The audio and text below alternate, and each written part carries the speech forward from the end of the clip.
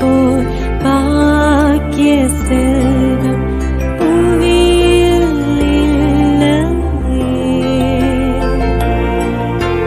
புவி நிரம்ப பொன் தந்தாலும் இப்பளிக்கு ஈடில்லையே.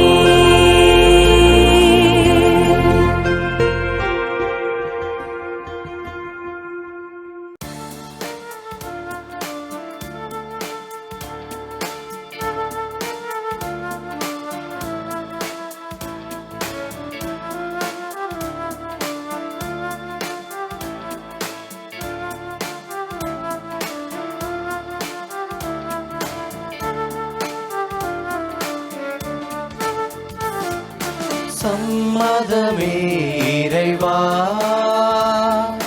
சம்மதமே தலைவா, உன் மாலையிலே ஒரு மலராகவும் பாலையிலே சிறு மணலாகவும் வாழ்ந்திட சம்மதமே இறைவா, மாறிட சம்மதமே, சம்மதமே இறைவா.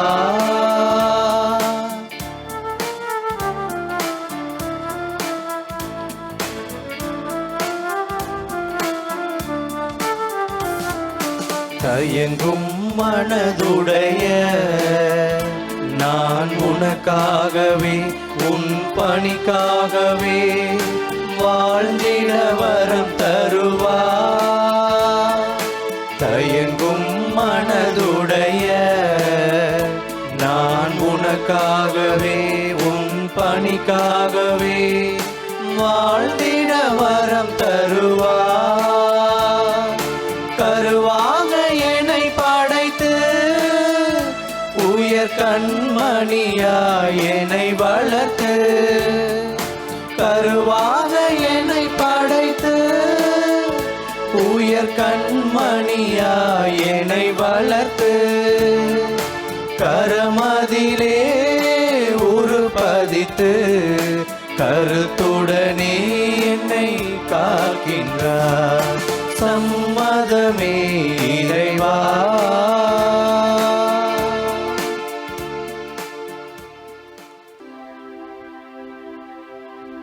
தந்தை மகன் தூயாவியாரின் பெயராலே ஆமென். நம் ஆண்டவராகிய இயேசு கிறிஸ்துவின் அருளும் கடவுளின் அன்பும் தூயாவியாரின் நட்புறவும் உங்கள் அனைவரோடும் இருப்பதாக. உம் ஆன்மாவோடும் இருப்பதாக. திருப்பலி முன்னுரை. இறை இயேசு கிறிஸ்துவில் பிரியமானவர்களே, மாதா தொலைக்காட்சி வாயிலாக திருப்பலியை காணும் உங்கள் அனைவருக்கும் ஜெபங்களும் வாழ்த்துக்களும். இப்புதிய நாளை இறைவன் நமக்கு கொடையாக வழங்கியுள்ளார். நன்றி கூறுவோம். இந்த நாள் முழுவதும் நாம் செய்ய இருக்கிற அனைத்து செயல்களையும் இறைவன் ஆசீர்வதிக்க ஜெபிப்போம். ஒளியாம் இறைவன் தனது இறை பராமரிப்பினால் நம்மை வழிநடத்தி வருகிறார். அந்த இறைவனின் ஒளி நம்மில் எந்நாளும் இருக்க முன்மதியுடனும் கவனத்துடனும் கடவுளுக்கு ஏற்ற செயல்களை நான் செய்கிறேனா என்ற கேள்வியை இன்றைய இறைவார்த்தை நமக்கு தருகிறது. இருள் நம்மை ஆதிக்கம் செலுத்தாமல் இருக்கவும், பாவ வாழ்வும் அதற்குரிய சோதனைகள் நம்மை தீண்டாமல் இருக்க எண்ணெய் என்னும் இறைவனின் அருள் நமக்கு தேவை. அத்தகைய அருளை தருவதே திருப்பலி. நமது உள்ளங்களில் இறைவன் எந்நாளும் அணையாது ஒளிர நற்கருணை என்னும் எண்ணெய் தேவைப்படுகிறது. இத்தகைய எண்ணங்களோடு இத்திருப்பலியில் பங்கெடுப்போம், இறையாசீர் பெறுவோம். வெள்ளிக்கிழமையான இன்று இத்திருஇருதய ஆண்டவர் மீதும் நற்கரின் மீதும் அதீத பக்தி கொண்டு வாழ இத்திருப்பலியிலே பக்தியோடு அழைக்கப்படுகின்றோம். எனவே தூய மறை நிகழ்விலே பங்கு கொள்ள தடையாய் உள்ள பாவங்களை நினைத்து பார்ப்போம். அதற்காக மனம் வருந்துவோம், மன்னிப்பு வேண்டுவோம். எல்லாம் அல்ல இறைவனிடமும் சகோதர சகோதரிகளே, உங்களிடமும் நான் பாவி என ஏற்றுக்கொள்கிறேன். ஏனெனில் என் சிந்தனையாலும் சொல்லாலும் செயலாலும் கடமையில் தவறியதாலும் பாவங்கள் பல செய்தேன். என் பாவமே, என் பாவமே, என் பெரும் பாவமே. ஆகையால் எப்போதும் கன்னியான புனித மரியாவையும் வானதூதர் புனிதர் அனைவரையும், சகோதர சகோதரிகளே உங்களையும் நம் இறைவனாகிய ஆண்டவரிடம் எனக்காக வேண்டிக் கொள்ள மன்றாடுகிறேன். எல்லாம் அல்ல இறைவன் நம் மீது இரக்கம் வைத்து நம் பாவங்களை மன்னித்து நம்மை நிலை வாழ்வுக்கு அழைத்து செல்வாராக. ஆமீன்.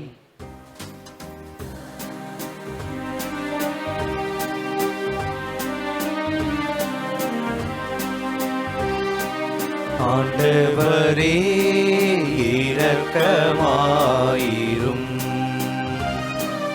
ஆண்டவரே இரக்கமாயிரும்.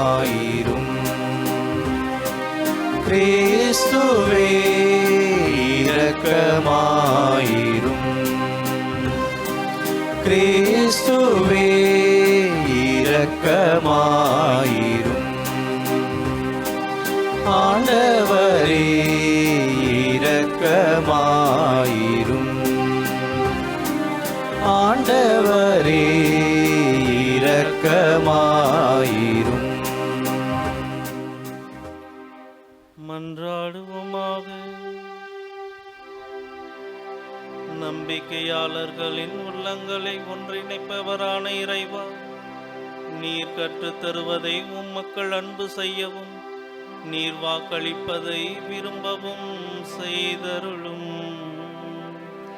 அதனால் மாறி வரும் இவ்வுலக சூழலில் எங்கள் இதயங்கள் உண்மையான பேரின்ப உலகின் மீது என்றும் நாற்றம் கொள்ளவும் செய்வீராக. உம்மோடும் தூய ஆவியாரின் ஒன்றிப்பில் இறைவனாய் என்றென்றும் வாழ்ந்து ஆட்சி செய்கின்ற அவர் வழியாக உம்மை மன்றாடுகின்றோம்.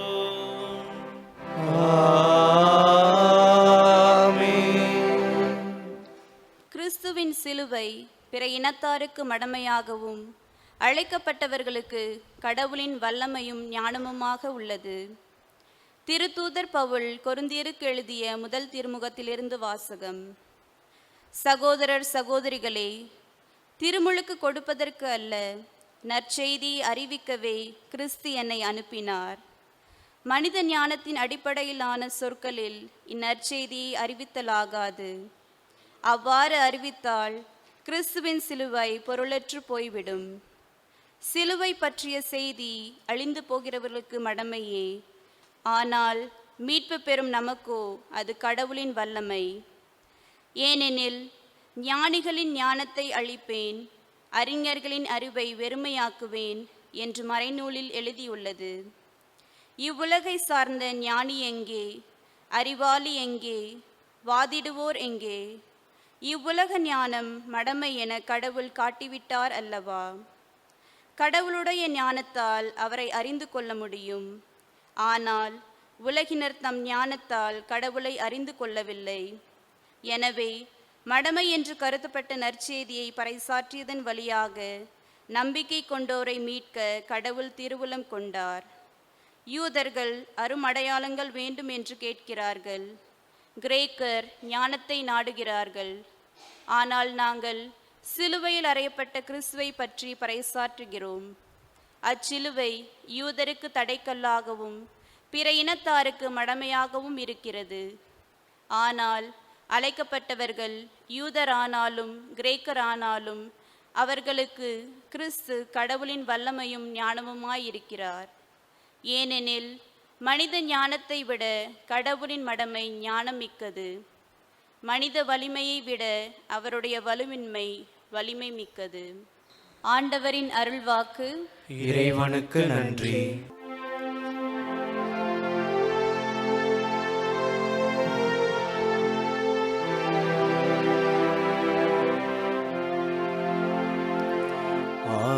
ஆண்டவரது பேரன்பால் பூவுலகு நிறைந்துள்ளது.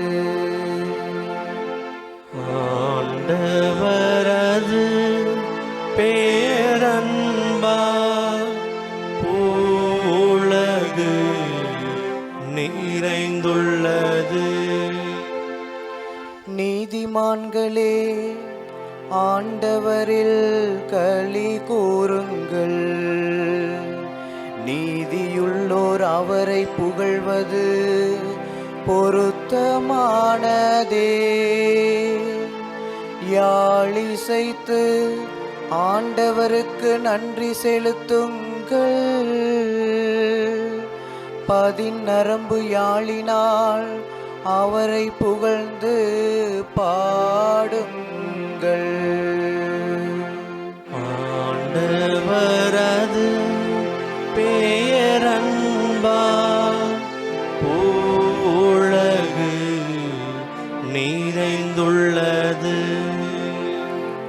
ஆண்டவரின் வாக்கு நேர்மையானது. அவருடைய செயல்கள் எல்லாம் நம்பிக்கைக்கு உரியவை. அவர் நீதியையும் நேர்மையையும் விரும்புகின்றார். அவரது பேரன்பால் பூவுலகு நிறைந்துள்ளது. ஆண்டவரது பேரன்பால் பூவுலகு நிறைந்துள்ளது. வேற்றினத்தாரின் திட்டங்களை ஆண்டவர் முறியடிக்கின்றார். மக்களினத்தாரின் எண்ணங்களை குலைத்து விடுகின்றார். ஆண்டவரின் எண்ணங்களோ என்றென்றும் நிலைத்திருக்கும். அவரது உள்ளத்தின் திட்டங்கள் தலைமுறை தலைமுறையாய் நீடித்திருக்கும். ஆண்டவரது பேரன்பா பூவுலகு நிறைந்துள்ளது. ஆண்டவரது பேரன்பால் பூவுலகு நிறைந்துள்ளது.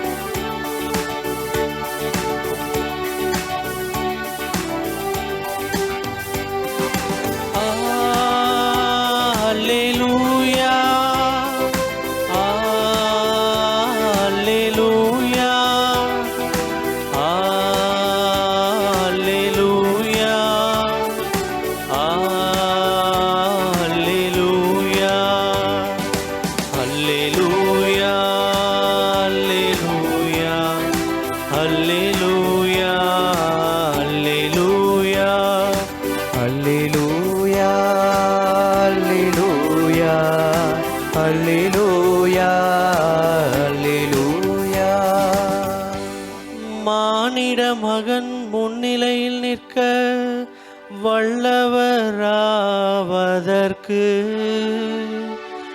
எப்பொழுதும் விழிப்பாயிருந்து மன்றாடுங்கள். அல்லேலூயா அல்லேலூயா அல்லேலூயா அல்லேலூயா அல்லேலூயா. ஆண்டவர் உங்களோடு இருப்பாராக. உம் ஆன்மாவோடும் இருப்பாராக. மத்தேயு எழுதிய தூய நற்செய்தியிலிருந்து வாசகம்.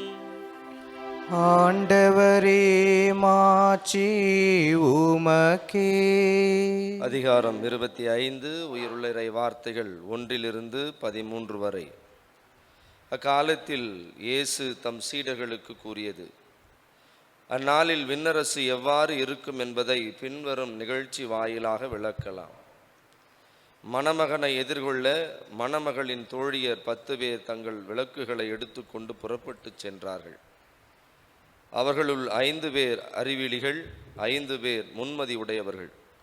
அறிவிலிகள் 5 தங்கள் விளக்குகளை எடுத்துச் சென்றார்கள், ஆனால் தங்களோடு எண்ணெய் எடுத்துச் செல்லவில்லை.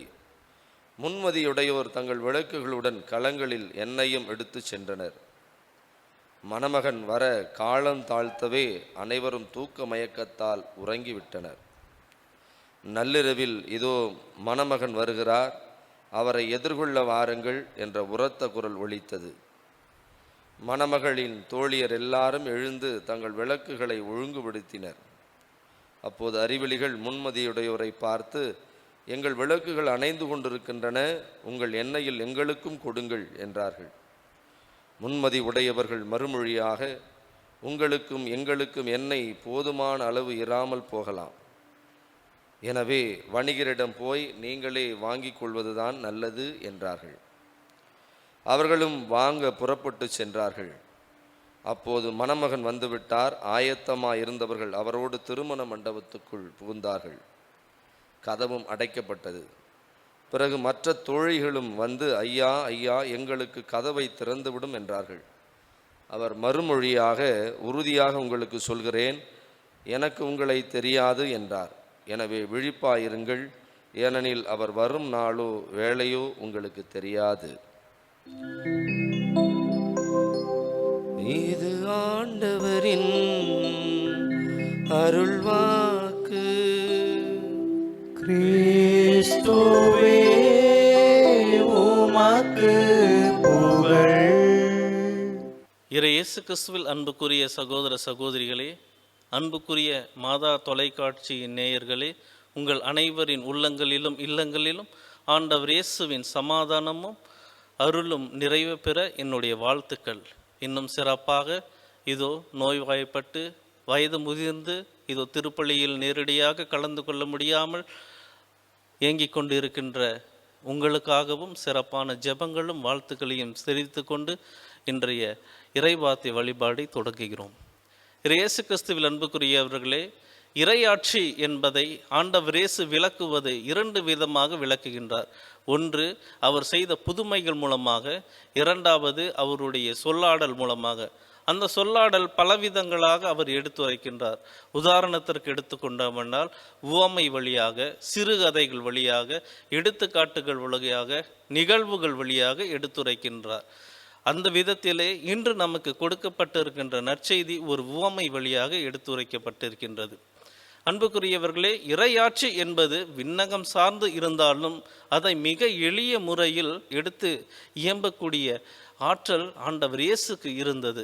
அதனால தான் மிக எளிய பொருள்கள் மூலமாகவும் நிகழ்வுகள் மூலமாகவும் நமக்கு எடுத்துரைக்கின்றார்.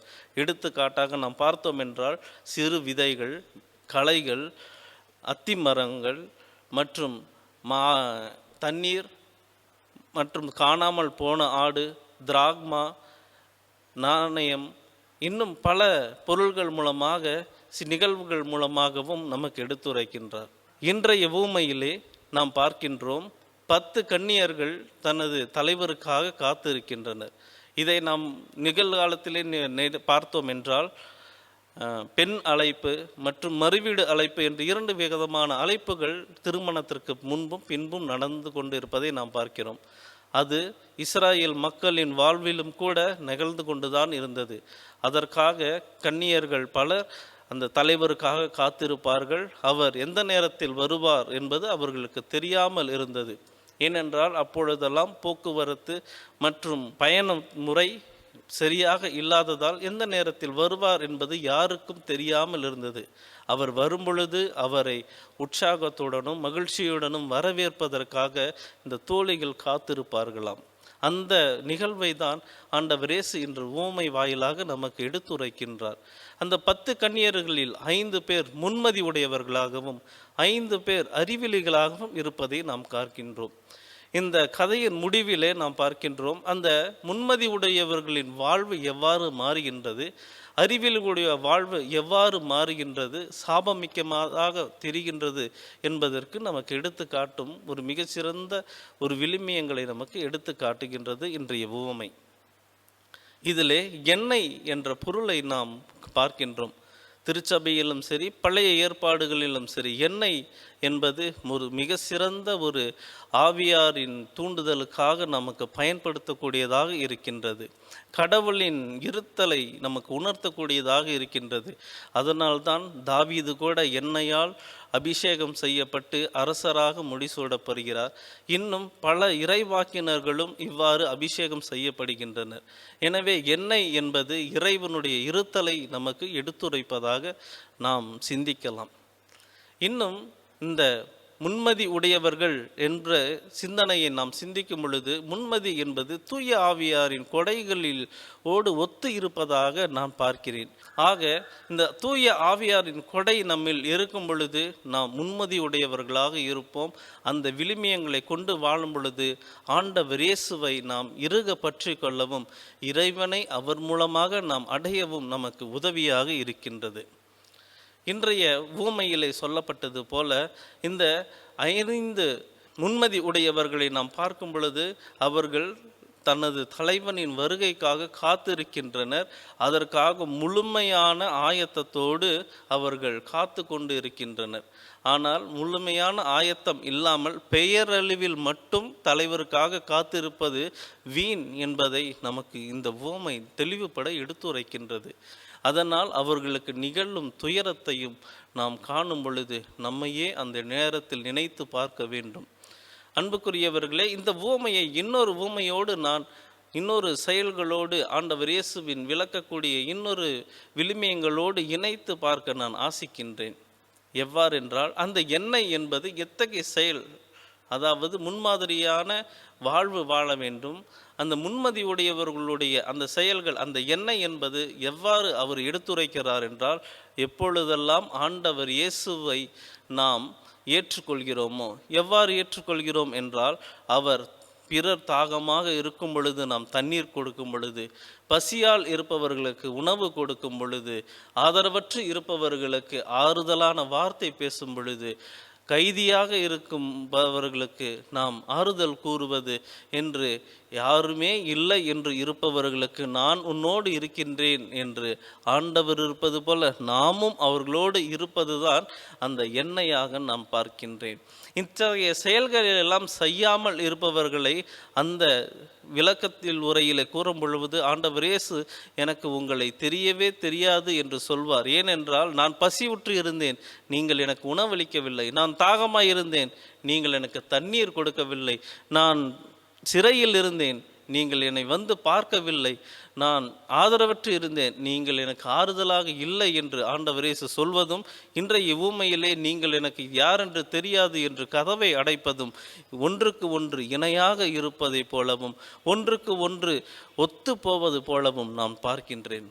ஆக வாழ்விலே இத்தகைய ஆவியாரின் விழுமியங்களை நாம் சேர்த்து வாழும் பொழுதுதான் ஆண்டவரில் நாம் குடிக்கொள்கின்றோம், விண்ணரசுக்குள் நுழைய நாமும் ஆயத்தமாக்கின்றோம். அன்புக்குரியவர்களே, சிறப்பாக இந்த LGBT என்ற அந்த பிரச்சனைகள் நமக்கு தெரியும். அப்பொழுது திருத்தந்தையிடம் அவர்களை பற்றி கேட்கும் பொழுது அவர் சொன்ன ஒரு அருமையான வார்த்தை எனக்கு நினைவில் வருகின்றது. என்னவென்றால், who am I to judge them? நான் யார் அவர்களை தீர்ப்பிடுவது? அன்புக்குரியவே, பிறரை தீர்ப்பிடாமல் இருப்பதுமே ஒரு மிக சிறந்த விழுமியங்களாக, முன்மாதிரியான வார்த்தையாக, முன்மதி உடையவர்களின் செயலாக நான் பார்க்கின்றேன். இன்னும் சிறப்பாக சொல்ல வேண்டுமென்றால், அன்னை தெரேசாவின் வாழ்வை நமக்கு அனைவருக்கும் அறிந்ததே. அந்த அன்னை தெரேசா மிக அழகாக சொல்வாராம், ஒருவரை நாம் அன்பு செய்ய வேண்டுமென்றால் அவருடைய குறைகளை நாம் பார்க்கக்கூடாது. எப்பொழுது நாம் குறைகளை பார்க்கிறோமோ அப்பொழுது அவர்களை அன்பு செய்ய முடியாது. இது விண்ணரசுக்கான வாழ்வின் விழுமியமாக நான் பார்க்கிறேன். அன்னை தெரேசாவின் இன்னொரு வார்த்தை என் மனதை மிக ஆழமாக தொட்ட வார்த்தை என்னவென்றால், கண்ணுக்கு புலன்படாத இறைவனை கண்ணுக்கு புலன்படும் மனிதர்களை கொண்டே அடைய முடியும், காண முடியும் என்று சொன்ன அந்த அன்னையின் வார்த்தை மிக உயிரோட்டமான ஒரு வார்த்தையாக நான் பார்க்கிறேன். ஏனென்றால் நம்மோடு இருப்பவர்களுக்கு நாம் உதவுவதுதான் ஒரு முன்மாதிரியான செயல். முன்மதி உடையவருடைய செயலாகவும் விண்ணரசில் நாம் நுழையக்கூடியதற்காகவும் ஒரு வழியாகவும் அமைகின்றது. அன்புக்குரியவர்களே, எனவே அத்தகைய முன்மதி உடையவர்களாக நாம் இருந்து இந்த முன்மாதிரியான வாழ்வை நாம் எண்ணெயாக கொண்டு வாழும் பொழுது ஆண்டவர் இயேசு என்ற இந்த தீயை பார்க்கின்ற அனைவரும் ஒளி பெறுவார்கள். அந்த ஒளியில் வாழ்கின்ற அனைவரும் மீட்பு பெறுவார்கள் என்பதை நாம் உணர்ந்து கொள்ள முடியும். திருத்தூதர் பணிகளிலே முதலாக கிறிஸ்து அவன், கிறிஸ்து அவள், கிறிஸ்து அவர்கள் என்ற பெயர் பெற்றது அவர்களுடைய செயல்கள் மூலமாகத்தான். அவர்களுடைய முன்மதியான அவர்களுடைய செயல்கள் அவர்களை முதலாக கிறிஸ்துவர்கள், கிறிஸ்துவை இவ்வுலகில் நாம் வாழ்கிறோம் என்பதை நினைவூற்றும் விதமாக அவர்கள் பெயர் பெற்றார்கள். அன்புக்குரியவர்களே, எனவே நம் வாழ்வின் ஆதாரமும் நம் வாழ்வின் மையமான இந்த நற்கருணை தான் நாம் ஏந்தி கொள்ளக்கூடிய அவசியமான எண்ணெய். இந்த எண்ணெய் நம் வாழ்வில் கரங்களில் ஏந்தி கொண்டு நாம் ஒளி வீசுகின்ற பொழுது இறைவன் தாமே உலகத்தில் அந்த ஒளி படுகின்ற இடமெல்லாம் தூய்மைப்படுத்துவார், ஆசீர்வதிப்பார். எனவே ஆசீர்வாதத்தை இவ்வுலகம் முழுவதும் பரப்பவும், மேலும் உங்கள் அனைவரின் உள்ளங்களிலும் இல்லங்களிலும் மகிழ்ச்சியும் சமாதானமும் பெற இறைவனிடம் தொடர்ந்து இத்திருப்பலியிலே மன்றாடுவோம். கேளுங்கள் உங்களுக்கு கொடுக்கப்படும் என்று ஆண்டவரின் வார்த்தைக்கு ஏற்ப விண்ணக தந்தையிடம் நமது மன்றாட்டுக்களை எல்லாம் எடுத்துரைப்போம்.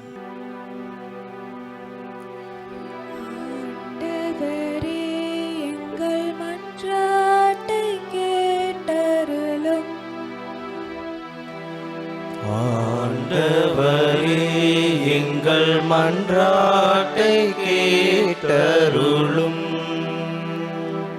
எங்கள் திருச்சபையை வழிநடத்தும் எங்கள் அன்பு திருத்தந்தை, கர்தினால்கள், ஆயர்கள், குருக்கள், துறவிகள் அனைவரும் உமது அன்பில் வளம் பெற்று வழிநடத்த வேண்டுமென்று இறைவா உம்மை மன்றாடுகிறோம். ஆண்டவரே, எங்கள் மன்றாட்டை கேட்டருளும். நாட்டில் சமத்துவம், சகோதரத்துவம், மத சுதந்திரம் இன்றி வாழும் நம் நாட்டின் மக்கள் அன்போடும் சமாதானத்துடனும் வாழ இறைவா உம்மை மன்றாடுகிறோம். ஆண்டவரே, எங்கள் மன்றாட்டை கேட்டருளும். இன்றைய சமுதாயத்தில் இளைய சமுதாயத்திற்கு பெரும் பங்கு உண்டு. அவர்கள் தங்கள் வாழ்க்கையை சீரழித்து கொள்ளாமல் பெற்றோர்கள் காட்டிய வழியிலும் இறை வழியிலும் அன்பிலும் வளர இறைவா உம்மை மன்றாடுகிறோம். ஆண்டவரே, எங்கள் மன்றாட்டை கேட்டருளும். அன்பே நிறைந்த இறைவா, பிள்ளைகளுக்குரிய உரிமையோடு நாங்கள் வேண்டிக் கொண்ட இந்த மன்றாட்டுக்களை எல்லாம் உமது திருவுளமானால் உமக்குரிய விதத்தில் உமக்குரிய காலத்தில் எங்களுக்கு நிறைவேற்றி தந்தருளும். எங்கள் ஆண்டவராக இயேசு கிறிஸ்து வழியாக மன்றாடுகின்றோம். ஆமீன். பூத்து குலுங்கும் மலர்களும் இங்கு காய்ந்து கனிந்த கனிகளும், ஓங்கி உயர்ந்த மரங்களும் அதை சூழ்ந்து வளர்ந்த செடிகளும், இயற்கை கூறும் கவிதைகள் யாவும் இறைவன் தந்த கோடைகளே. இயற்கை கூறும் கவிதைகள் யாவும் இறைவன் தந்த கோடைகளே. நினைத்தே நினைத்தே நான் தர அனைத்தும் முந்தன் காணிக்கை. நினைத்தே நினைத்தே நான் தர அனைத்தும் முந்தன் காணிக்கை. என் இதயம் பாடும் இனிய பாடல் இறைவா உமக்காக. ஈகத்தில் காணும் படைப்பு யாவும் இறைவா எனக்காக. சகோதர சகோதரிகளே, என்னுடையதும் உங்களுடையதுமான பலி எல்லாம் அல்ல தந்தையாக இறைவனுக்கு ஏற்றதாகும்படி மன்றாடுங்கள். ஆண்டவர் தமது பேரின் புகழ்ச்சிக்காகவும் மாட்சிக்காகவும் நமது நன்மைக்காகவும் புனித திரு அவையின் அனைத்து நலனுக்காகவும் உமது கையிலிருந்து இப்பலியை ஏற்றுக்கொள்வாராக.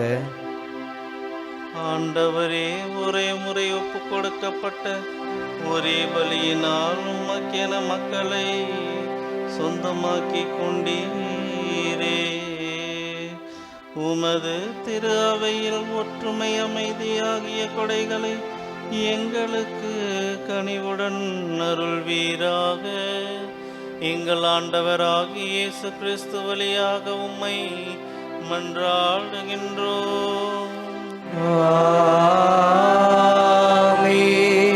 ஆண்டவர் உங்களோடு இருப்பாராக. உம் ஆன்மாவோடும் இருப்பாராக. இதயங்களை மேலே எழுப்புங்கள். ஆண்டவரிடம் எழுப்பியுள்ளோ. நம் இறைவனாகிய ஆண்டவருக்கு நன்றி கூறுவோம். அது தகுதியும் நீதியுமானதே. தூயவரான தந்தையே, உன் அன்பார்ந்த மகன் இயேசு கிறிஸ்து வழியாக என்னாலும் எவ்விடத்திலும் நாங்கள் உமக்கு நன்றி செலுத்துவது மெய்யாகவே தகுதியும் நீதியுமாகும். எங்கள் கடமையும் மீட்புக்குரிய செயலுமாகும். உம் வார்த்தையான அவர் வழியாக அனைத்தையும் படைத்தேன். அவரையே மீட்பராகவும் ஈடேற்றவராகவும் எங்களுக்கு அனுப்பினீர். அவர் தூயாவினால் உடல் எடுத்து கன்னிமரியாளிடமிருந்து பிறந்தார். அவர் உமது திருவுளத்தை நிறைவேற்றி புனித மக்களை உமக்கு பெற்றுத்தர தம் கைகளை விரித்து பாடுபட்டார். இவ்வாறு அவர் சாவை வென்று உயிர்ப்பை வெளிப்படுத்தினார். ஆகவே வானதூதரோடும் புனிதர் அனைவரோடும் சேர்ந்து நாங்கள் உமது மாட்சியை புகழ்ந்துரைத்து ஒரே குரலாய் பாடுவதாவது: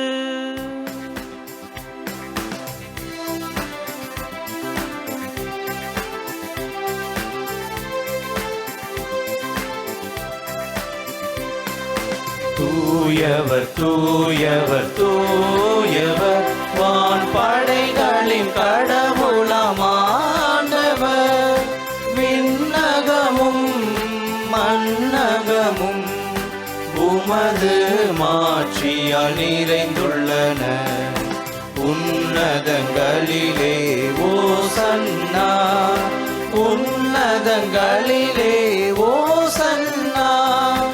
ஆண்டவர் பெயரால் வருகிறவர் ஆசீர் பெற்றவர். உன்னதங்களிலே ஓசன்னா, உன்னதங்களிலே ஓசன்னா. ஆண்டவரே, நீர் மெய்யாகவே தூயவர், தூய்மை அனைத்திற்கும் ஊற்று. ஆகவே உம்முடைய ஆவியை பொழிந்து இக்காணிக்கைகளை தூய்மைப்படுத்த உம்மை வேண்டுகின்றோம். இவ்வாறு எங்கள் ஆண்டவராகிய இயேசு கிறிஸ்துவின் உடலும் இரத்தமுமாக எங்களுக்கு இவை மாறுவனவாக. அவர் பாடுபட உள்ளம் கனிந்து தம்மை கையளித்த போது அப்பத்தை எடுத்து நன்றி செலுத்தி அதை பிட்டு தம் சீடர்களுக்கு அளித்து அவர் கூறியதாவது: அனைவரும் இதிலிருந்து பெற்று உண்ணுங்கள், ஏனெனில் இது உங்களுக்காக கையளிக்கப்படும் என் உடல்.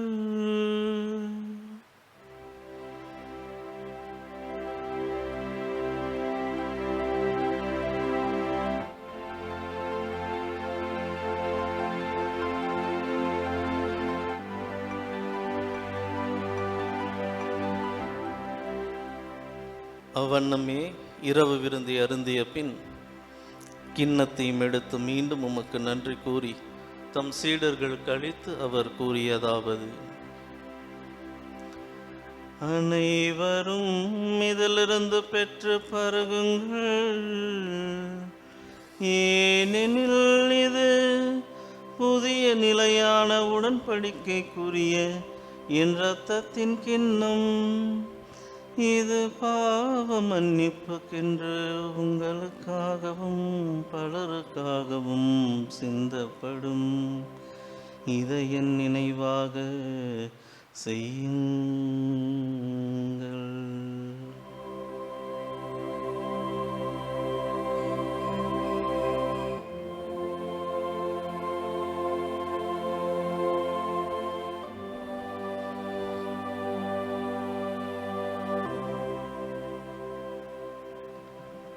நம்பிக்கையின் மறைபொருள். ஆண்டவரே, நீர் வருமளவும் உமது இறப்பினை அறிக்கையிடுகின்றோ, உமது உயிர்ப்பினையும் எடுத்துரைக்கின்றோ. ஆகவே ஆண்டவரே, நாங்கள் கிறிஸ்துவின் இறப்பினையும் உயிர்ப்பினையும் நினைவு கூர்ந்து வாழ்வு தரும் அப்பத்தையும் மீட்பளிக்கும் கிண்ணத்தையும் உமக்கு ஒப்புக் கொடுக்கின்றோம். உம் திரும்ப நின்று உமக்கு ஊழியம் புரிய தகுந்தவர்கள் என எங்களை ஏற்றுக்கொண்டீர். எனவே உமக்கு நன்றி செலுத்துகின்றோம். மேலும் கிறிஸ்துவின் உடலிலும் இரத்தத்திலும் பங்கு கொள்ளும் எங்களை தூய ஆவியார் ஒன்று சேர்க்க வேண்டுமென உம்மை தாழ்மையுடன் மன்றாடுகின்றோம்.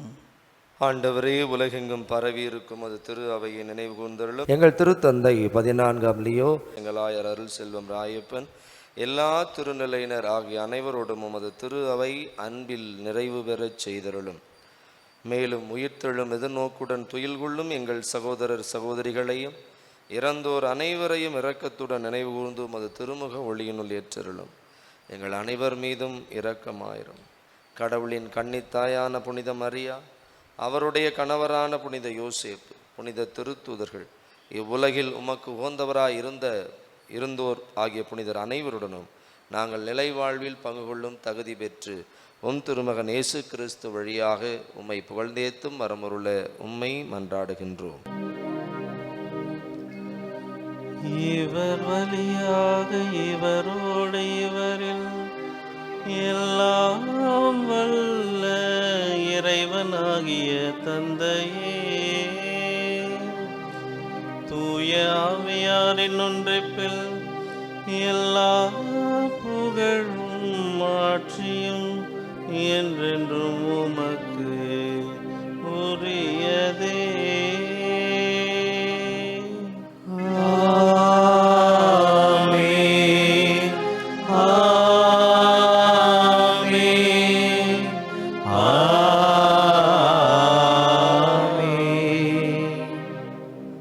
மீட்பரின் கட்டளையால் கற்பிக்கப்பட்டு இறை படிப்பினையால் பயிற்சி பெற்ற நாம் துணிந்து பாடுவோம். விண்ணுலகில் இருக்கிற எங்கள் தந்தையே, உமது பெயர் தூயதென போற்ற பெருக, உமது ஆட்சி வருக,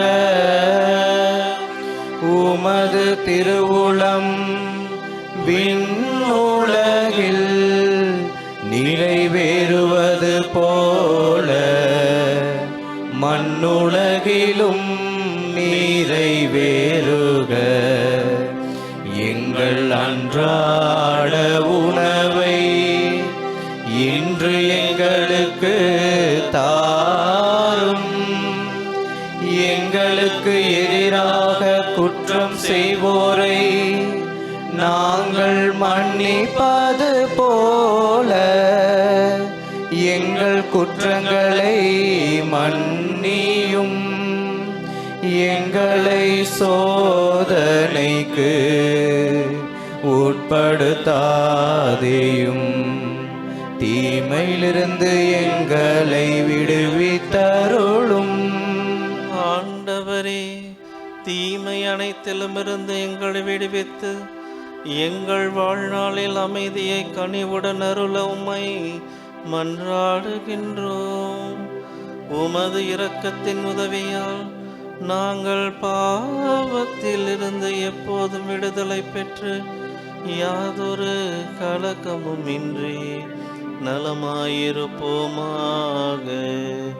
நாங்கள் எதிர்நோக்கி இருக்கும் பேரின்பத்திற்காகவும் எம் மீட்பராகிய இயேசு கிறிஸ்துவின் வருகைக்காகவும் காத்திருக்கின்றோம். ஏனெனில் ஆட்சியும் வல்லமையும் மாட்சியும் என்றென்றும் உமதே. ஆண்டவரே இயேசு கிறிஸ்துவே, அமைதியை உங்களுக்கு விட்டு செல்கின்றேன், என் அமைதியையே உங்களுக்கு அளிக்கின்றேன் என்றும் திருத்தூதர்களுக்கு மொழிந்தீரே.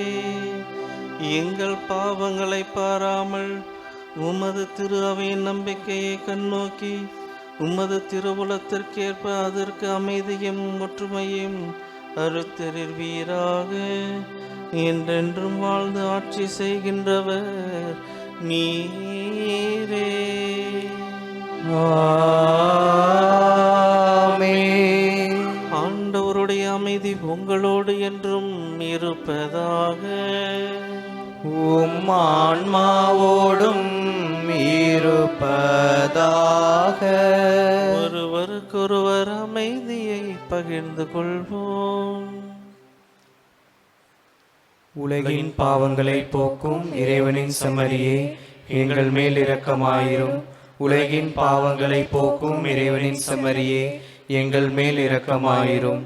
உலகின் பாவங்களை போக்கும் இறைவனின் செம்மறியே, எங்களுக்கு அமைதியை அளித்தருளும். இதோ இறைவனின் செம்மறி, இதோ உலகின் பாவங்களை போக்குபவர். செம்மறியின் விருந்துக்கு அழைக்க பெற்றோர் பேறு பெற்றோர். ஆண்டவரே, நீர் இல்லத்தில் எழுந்தருள நான் தகுதியற்றவன், ஆனால் ஒரு வார்த்தை மட்டும் சொல்லியருளும், எனது ஆன்மா நலமடையும்.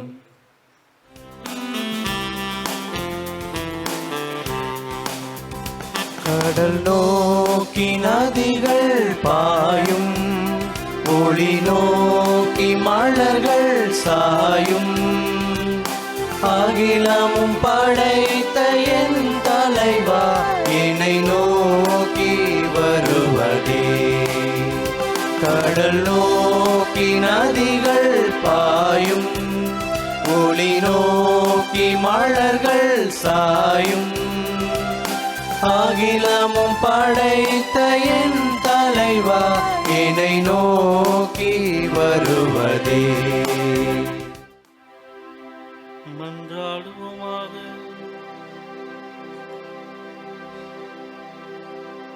ஆண்டவரே, உமது இரக்கத்தின் விருந்து எங்களுக்கு முழுமையான நலம் தரும் மருந்தாய் செயல்பட உம்மை வேண்டுகிறோம்.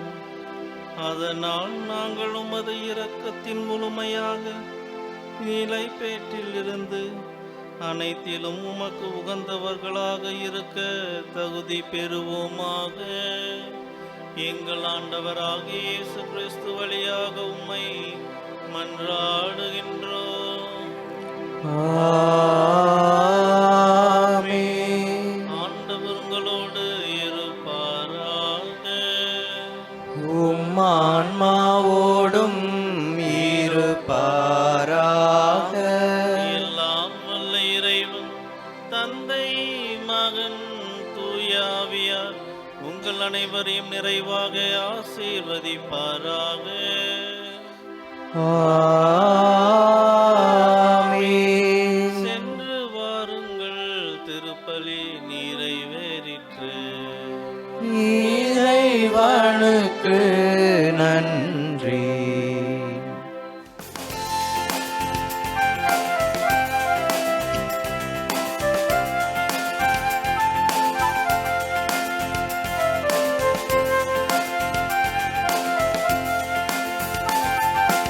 இயேசுவின் இருதயமே, எங்கும் எரிந்திடும் அருள்மயமே, உங்கள் ஆசியும் அருளும் சேர்ந்து வந்தால் எங்கள் ஆனந்தம் நிலை பெறுமே.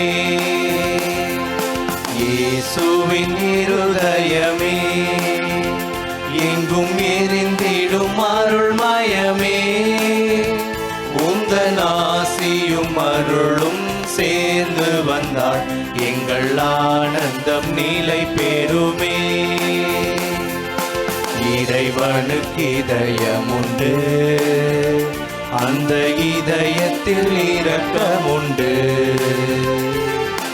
இறைவனுக்கு இதயம் உண்டு, அந்த இதயத்தில் இரக்கம் உண்டு. என்றும் இறங்கிடும் இறைவன் இருப்பதனால் இங்கு அனைவருக்கும் வாழ்வு உண்டு.